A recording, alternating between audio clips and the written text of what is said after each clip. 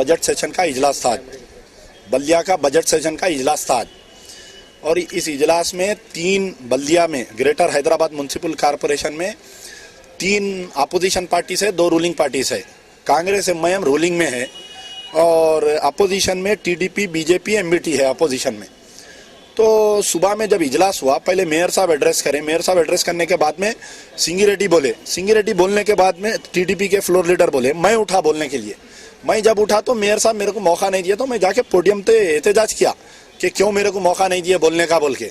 जब मेरे को मैं जब गड़बड़ कर रहा था तो उस वक्त पे हमारे प्रभाकर एमएलसी और आपके सिंगी रेड्डी आके मेरे को ये बोले कि you will be given chance to speak बोले। मैं उनकी बात सुन के बैठ गया।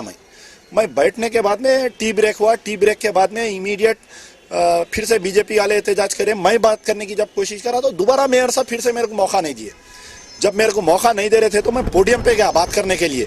मैं जब पोडियम पे गया बात करने के लिए, मैं रिक्वेस्ट कर रहा था मेयर साहब को कि आप मौका दिए। उतने में मार्शल्स को बुला के पूरा मेरे को मैन हैंडल करवाए।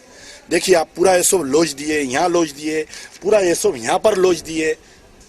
ये मेयर माजिद हुसैन की इमा पे additional SP vigilance, inspector vigilance और 15 मार्शल्स मेरे को मैन हैंडल करे, मेरे को पूरा इंजरी करे, मेरा टेलीफोन तोड़ दिए उसके अंदर।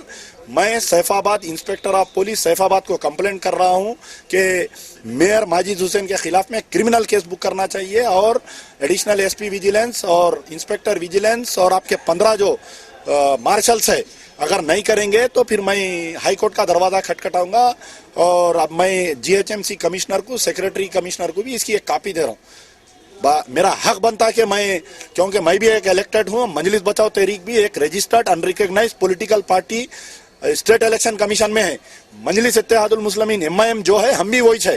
कोई उन्हों बढ़ के नहीं है, उन्हों कम नहीं है। अगर उनके कुछ कारपोरेटर्स की तादाद ज्यादा है तो ये मतलब नहीं कि हमको हक डिनाई करेंगे। असेंबली में जब असदुद्दीन ओवैसी एक एमएलए थे, उस वक्त पे असदुद्दीन ओवैसी को चंद्रबाबू नायडू बराबर बात करने का मौका देते थे। उनको कमरा दिया, उनको ऑल फैसिलिटीज दिए। ये नहीं बोले कि आप एक मेंबर है बोल के। तो मेरे को भी बराबर हक बनता। मैं सीनियर कारपोरेटर हूँ, मेरा सेकंड टाइम है। ये सब मेरे सामने बच्चे हैं, लोग नए नए आए, सो इनको मालूम नहीं। और जीएचएमसी के मेयर को कानून नहीं मालूम जीएचएमसी का। As per GHMC act nobody can be claimed as a floor leader. अपने आप को फ्लोर लीडर बोलना एक जुर्म है। ये अपने आप को फलाने पार्टी का बोलना, अबाव पार्टी लेवल जीएचएमसी है। कोई क्लेम नहीं कर सकता कि मैं फलानी पार्टी का हूं बोलकर।